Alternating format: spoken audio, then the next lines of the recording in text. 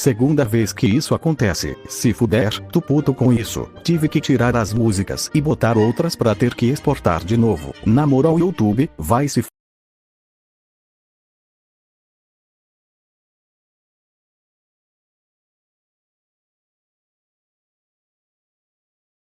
De volta ao confronto, Yuta e eu nos encarávamos com seriedade, os olhares carregados de determinação em meio a uma atmosfera tensa que permeava o local. Yuji, visivelmente tenso, hesitava em discernir quem possuía a força predominante entre nós dois, eu ou Yuta. A aura emanada por Yuta era avassaladora, envolvendo-nos em uma pressão quase palpável que provocava arrepios em Yuji. Diante dele estava um adversário impetuoso, cuja energia amaldiçoada era maior que até mesmo a de Satoru Gojo, despertando um misto de temor e respeito. Eu e Yuta, trocando olhares intensos, iniciamos a liberação de imensas quantidades de energia, que começam a pulsar e irradiar ao nosso redor, criando uma aura de poder que envolve todo o ambiente. Em um instante de pura velocidade, Yuta e eu convergimos nossas espadas com um estrondo ensurdecedor. Yuji mal podia acreditar em seus olhos, pois para ele parecia que havíamos transcendido a própria velocidade, deixando com a sensação de que tínhamos teleportado instantaneamente para o epicentro do embate. Num duelo de força e habilidade, nossas espadas se chocavam violentamente, faíscas explodindo com o impacto. O solo tremia e se despedaçava sob a pressão de nossos esforços, enquanto uma torrente de energia emanava de nossos corpos em conflito. Nos separando como uma onda de choque poderosa, nos lançamos em uma trocação de golpes rápidos e precisos, nos movendo em uma velocidade que desafiava a própria percepção. Com meu jargão, detectei uma abertura e avancei, forçando a lâmina de Yuta para trás antes de tentar um golpe decisivo. Porém ele se esquivou, retaliando com um golpe que me fez recuar. No instante em que sua espada cortou o ar em direção ao meu rosto, ele percebeu, surpreso, que havia atacado uma ilusão. Ele então nota que eu já estava às suas costas, envolvendo a lâmina da minha espada com chamas abrasadoras, mandando um poderoso ataque de fogo nele. O golpe foi devastador, mas Yuta ergueu uma defesa, blindando sua espada com sua energia amaldiçoada. Mesmo assim, o impacto o empurrou para trás, o arrastando em meio à destruição desencadeada pelo ataque ardente que rasgava tudo em seu caminho. À medida que as chamas do meu ataque se dissipavam, Yuta ficou perplexo, imerso em uma cascata de dúvidas. Como eu poderia ter executado tal feito? Para eu ter feito várias imagens de mim mesmo apenas me movendo, seria necessário que eu me movesse a uma velocidade próxima à da luz. Suspeitas surgiram em sua mente, sugerindo a possibilidade de eu ter empregado alguma técnica desconhecida. Enquanto ponderava sobre isso, seus olhos se fixaram na minha espada flamejante, que reluzia intensamente como se fosse feita de puro sol. Avançando com passos deliberados, criei múltiplas ilusões de mim mesmo, que se materializaram ao meu redor, imitando meus movimentos com perfeição. Yuta, ao perceber a súbita multiplicidade de minha presença, ficou alerta, preparando-se para um possível ataque. Em um instante de reação instintiva, ele defendeu um golpe vindo por trás, percebendo que o verdadeiro eu estava bem em sua frente, e não entre as miragens. Confuso e intrigado, Yuta mergulhou em um turbilhão de pensamentos, enquanto tentava desvendar o mistério por trás das minhas habilidades. Como eu era capaz de realizar tal feito? Essa questão ecoava em sua mente, alimentando sua determinação em decifrar os segredos por trás da minha técnica desconcertante. Expandindo ainda mais as ilusões de mim mesmo, enviei várias cópias em direção a Yuta. Embora ele soubesse que não eram reais, permaneceu firme, deixando as miragens passarem sem desperdiçar energia em ataques fúteis. Contudo, sua confiança vacilou quando sua espada atravessou o verdadeiro eu, sem encontrar resistência, apenas passou, revelando que eu era uma ilusão. Antes que pudesse reagir, ele foi atingido por um golpe surpresa nas costas, o deixando vulnerável a um corte superficial.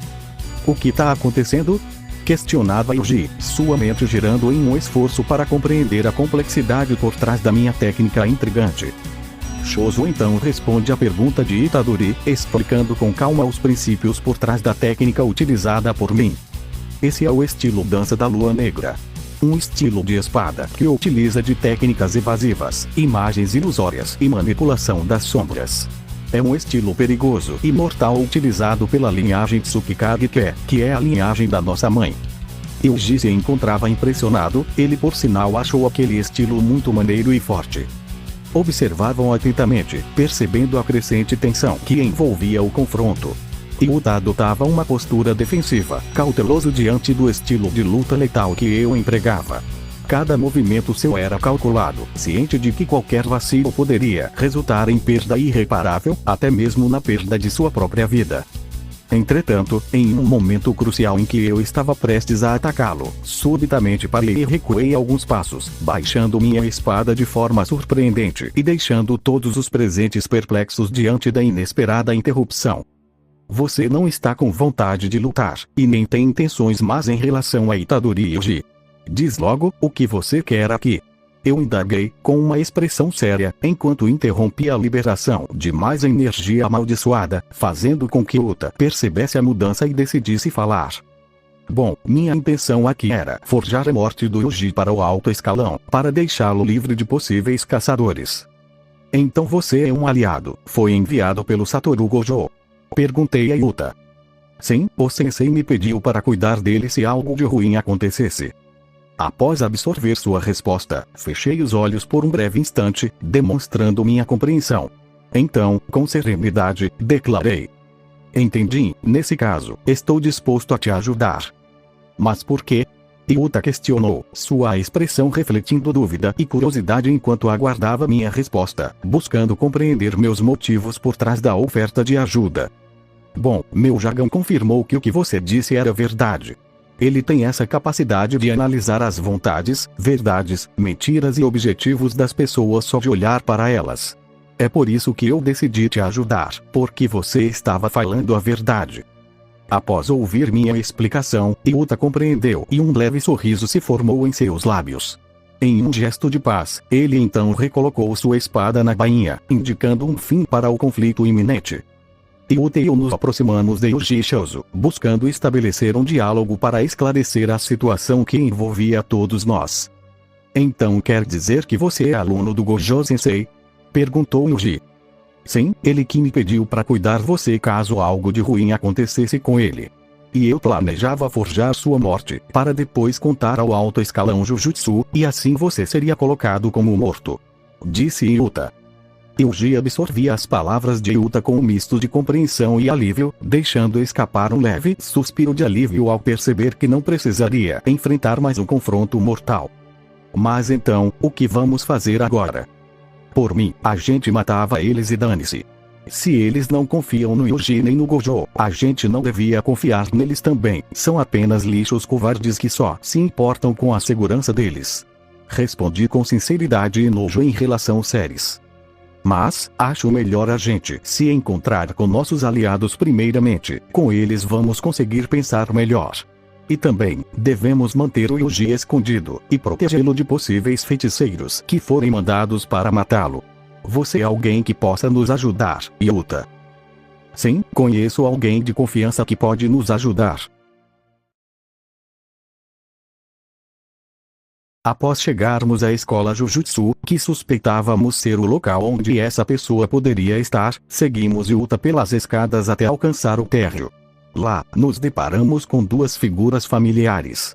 Yuki Tsukumo, uma feiticeira de grau especial, e Maki Zenin, uma feiticeira Jujutsu de 4º grau. Quanto tempo, não tanto na verdade. Maki-senpai. Ah, olá. Dizia Yuki, acenando para nós que acabamos de chegar. Maki, você já pode andar? Sim, consigo andar sem problemas agora. As marcas de queimadura não puderam ser evitadas, até a técnica amaldiçoada reversa deixa marcas. Eu não esperaria menos de alguém dotado fisicamente pela restrição celestial. Foi a sua resistência física inata, e não a tolerância a maldições que salvou a sua vida. É uma pena o que aconteceu com os negócios do chefe da família. Bom, eu não estava arriscando tanto. Mas, eu queria perguntar uma coisa. O que esses dois estão fazendo aqui? Questionou Maki olhando para Shouzo e eu, mais especificamente para mim, sabendo que eu era um dos responsáveis pelo selamento de Satoru Gojo. É uma longa história, mas não vamos perder tempo com isso agora. Pense nele como meu irmão, e nele como meu irmão mais velho. dizia Yuji apontando para nós, deixando Maki um pouco surpresa com essa revelação inesperada. Bom, vamos direto ao assunto. Queremos respostas sobre o que está acontecendo agora, em relação ao Noritoshi Kamo. Já era esperado. Então vamos lá. Noritoshi Kamo fez planos para aqueles envolvidos com Jujutsu, para que se enfrentassem em um jogo do abate. É apenas isso que eu tenho para contar. Não sabemos mais nada sobre o jogo do abate, mas talvez o mestre Tenjin saiba de alguma coisa. Talvez ele saiba como remover o selo do reino da prisão, e o objetivo concreto de Noritoshi Kamo e os passos futuros. O jogo do abate é um terrorismo Jujutsu nunca visto antes, e para achar respostas sobre isso, precisamos contatá-lo. O problema é a barreira que encobre o mestre Tenjin. Cerca de 1000 portas estão se embaralhando constantemente, mas só uma leva para o corredor da tumba da estrela onde o mestre Tenjin reside. Sobre a barreira, talvez tenha um jeito de passar por ela. Como assim, Shoso? O Mahito já levou os dedos do Sukuna e as pinturas dos fetos da morte, certo? Podemos fazer a mesma coisa. Entre as portas e a tumba, tem um armazém amaldiçoado onde guardam objetos e ferramentas amaldiçoadas. É onde ficam os restos dos meus irmãos mais novos. Apesar de serem restos, com os 6 juntos, um segundo efeito da minha técnica amaldiçoada deve funcionar como guia. Ótimo, então vamos. Dizia Yuki indo em direção às escadas, e todos então a acompanham. Ali, sem dúvidas, meus irmãos estão dormindo atrás dessas portas. Vamos abrir. Quando abrem a porta, são recebidos pela visão exuberante de uma densa floresta, cujas árvores se erguem majestosamente diante deles. Avançando mais adentro, chegam a um tipo de depósito, onde Shoso decide parar por um momento, prometendo alcançá-los em breve. Descendo mais fundo, utilizando o elevador que os conduz à tumba do mestre Tenjin, eles finalmente alcançam o destino almejado. Ao passarem por um túnel escuro, Yuki é assaltada por lembranças de eventos passados que ocorreram naquele lugar, recordando o momento em que tudo começou a desmoronar e se distorcer. Certo pessoal, o templo principal é por aqui. Entretanto, ao chegarem, se deparam com um vasto espaço branco, desprovido de qualquer coisa além do silêncio que ecoava dentro daquele lugar misterioso e imponente. Não tem nada aqui. Esse é o templo principal? Não, está nos rejeitando. Tenjin não interfere nesse mundo, mas eu pensei que o contato seria possível agora que os 6 olhos estão selados. Eu fui muito otimista. Sejam bem-vindos.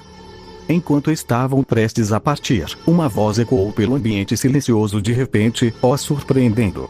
Um pouco assustados, eles se viraram para encarar a fonte do som e depararam-se com o que parecia ser uma maldição. Prazer em conhecê-los. Filha de Zenin, descendente de Michizane, pintura do feto da morte, hospedeiro de Sukuna. E também, Deus demônio usuário das 10 sombras, portador do poderoso Jagan.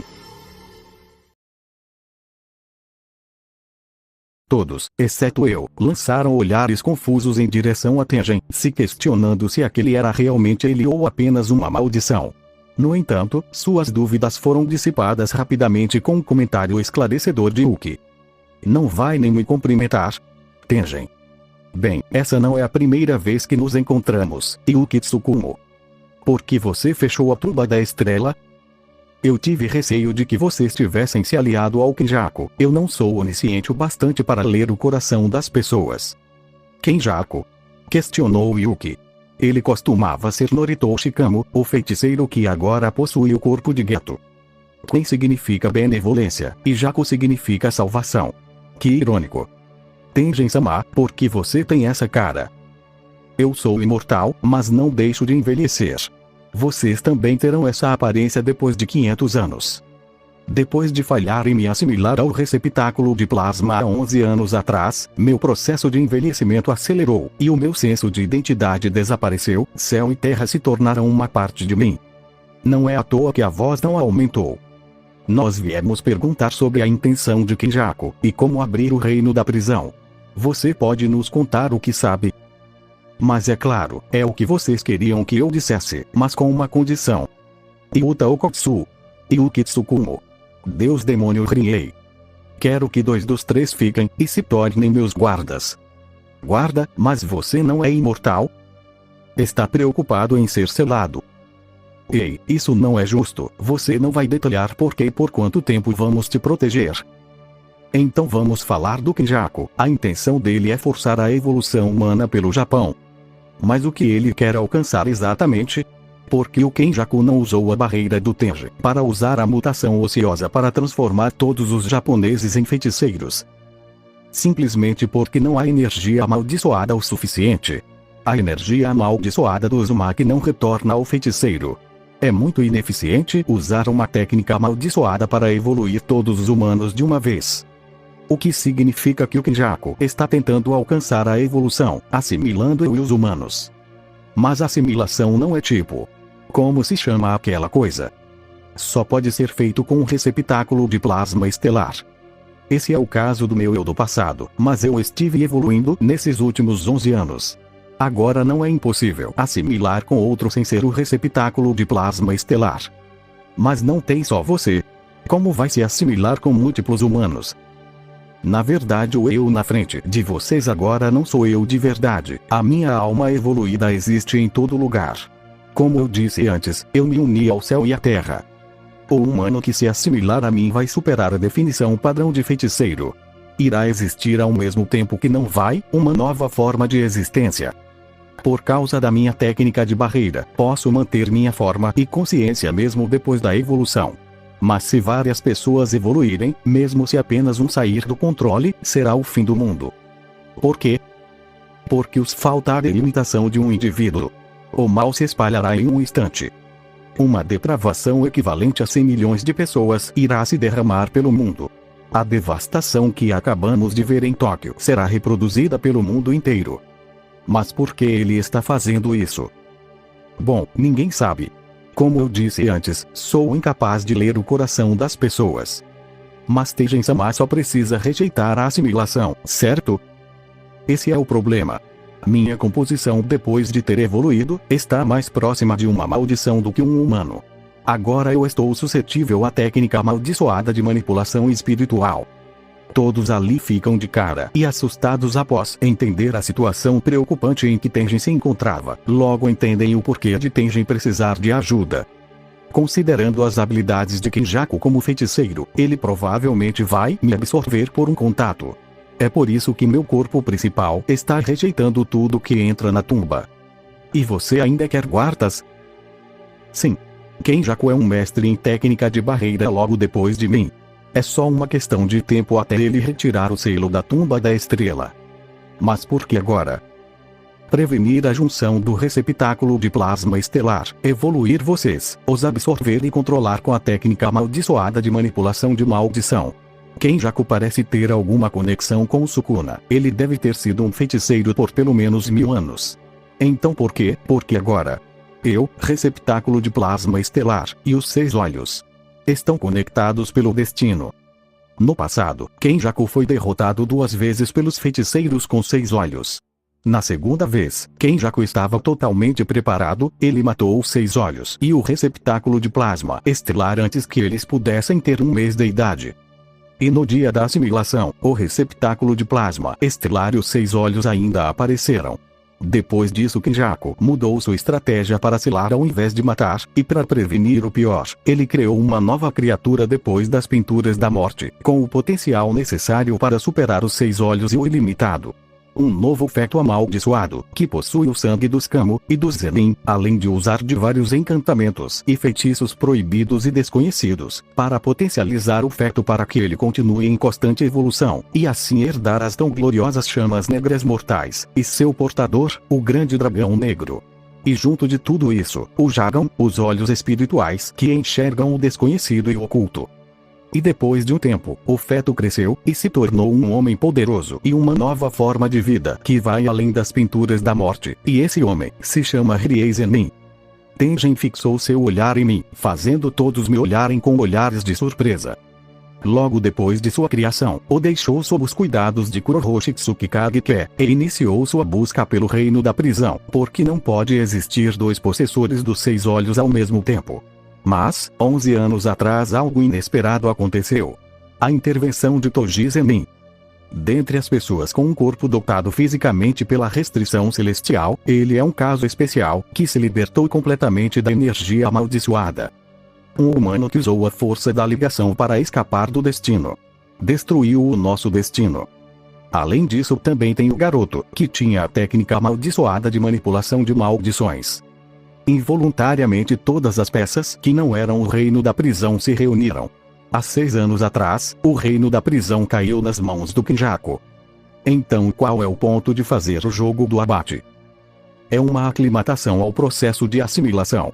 Não é impossível se unir aos não receptáculo de plasma estelar, mas há uma alta possibilidade de se tornar um ser incompleto. O jogo do abate é um ritual que usa a energia amaldiçoada dos jogadores, e as delimitações conectadas entre as barreiras, para mover os humanos desse paz ao Nirvana. A aclimatação é provavelmente para preparar começo da junção comigo. No entanto, para realizar com êxito um ritual desses, Kenjaku deve ter feito uma promessa vinculativa com si mesmo. Uma delas deve ser que o Kenjaku não pode ser o mestre do jogo do abate. Infelizmente isso funciona contra todos vocês, porque mesmo se você matar o Kenjaku, o jogo do abate não vai acabar. Ou todos os jogadores morrem, ou todos os jogadores rejeitam a participação e morrem. Até então, o jogo do abate não acaba. As regras para manter a continuação do jogo do abate são simples barreiras para prevenir o ritual de ser parado na metade. Nesse caso, sim. Então vamos entrar no jogo do abate e adicionar uma regra para aqueles que não querem participar poderem sair. Também podemos ajudar a libertar o Satoru Gojo, ele consegue resolver tudo sozinho. Antes disso, decidam quem vai ficar para trás. Eu vou ficar, dizia Yoitsukuno ao mesmo tempo. Yuji precisa da ajuda do Okotsu. E se o Kenjaku vier atrás do Tenji, então esse é mais um motivo para eu ficar. Porque matá-lo é a salvação dos meus irmãos. Eu ainda preciso falar com o Tenji, tudo bem? Okotsu. Sim. E eu não quero ficar longe de todo mundo de novo. Obrigado. E isso é o que vocês precisam para libertar o Satoru Gojo, o fundo do reino da prisão. É a primeira vez que ouço isso. Significa a porta dos fundos. Sim. Antes de ser encontrado pelo reino Kenjaku, o reino da prisão estava fora das minhas barreiras, provavelmente no exterior. Então eu selei o fundo para suprimir a presença da frente, mas parece que foi inútil. Satoru Gojo também está selado atrás dessa porta traseira. Espera, então é só abrirmos. Não, a pessoa autorizada a abrir ou fechar isso ainda é quem possui a porta frontal, Kenjaku. Se nós quisermos forçar a abertura da porta dos fundos, nós iríamos precisar da espada invertida do céu, que força o desligamento das técnicas. Ou a corda negra que codifica e combate as técnicas. No entanto, a espada invertida do céu foi selada no exterior ou destruída por Satoru Gojo 11 anos atrás. E a corda negra foi completamente apagada por Satoru Gojo ano passado. O que você fez, sensei? Tá, eu esperava que ele fosse um idiota, mas não tanto. Eu estava na África buscando o restante da corda negra com Miguel, mas no fim a viagem foi um desperdício. Tem outro jeito, certo? Sim. Um dos jogadores participantes do jogo do abate é uma feiticeira de 1000 anos atrás que se autodenomina a Anja. A técnica dela é capaz de cancelar todas as técnicas. O fundo do reino da prisão pode ser aberto com a técnica amaldiçoada da Anja. Você sabe onde a Anja está? Ela está na barreira do lado leste de Tóquio. Eu não tenho mais informações, já que a barreira do jogo do abate está me rejeitando. Vamos organizar as informações de lá. Há 10 barreiras espalhadas pelo Japão, elas estão conectadas às fronteiras das barreiras para atravessar as pessoas do Japão para a outra costa.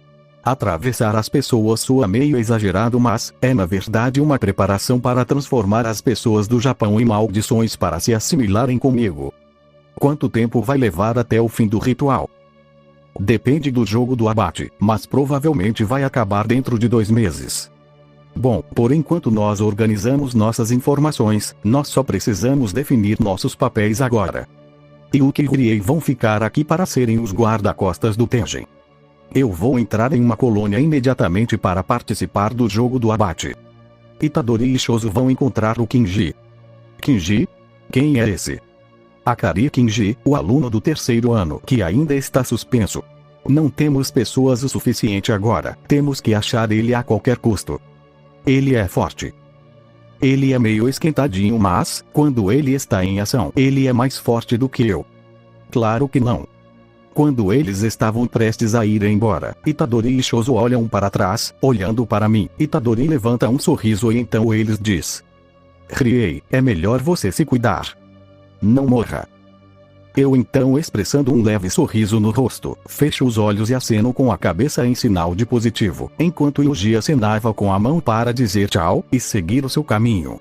De repente, uma lágrima começa a sair do meu olho, sendo percebido por Yuki e Tengen. Você tá chorando? Caiu um olho no meu cisco. O quê? Tengen, eu gostaria de saber se eu posso iniciar alguns rituais aqui, se não for incômodo, é claro. Se for pré-enfrentar o Kenjaku, devo me preparar o máximo. Então, eu vou exorcizar uma Horaga.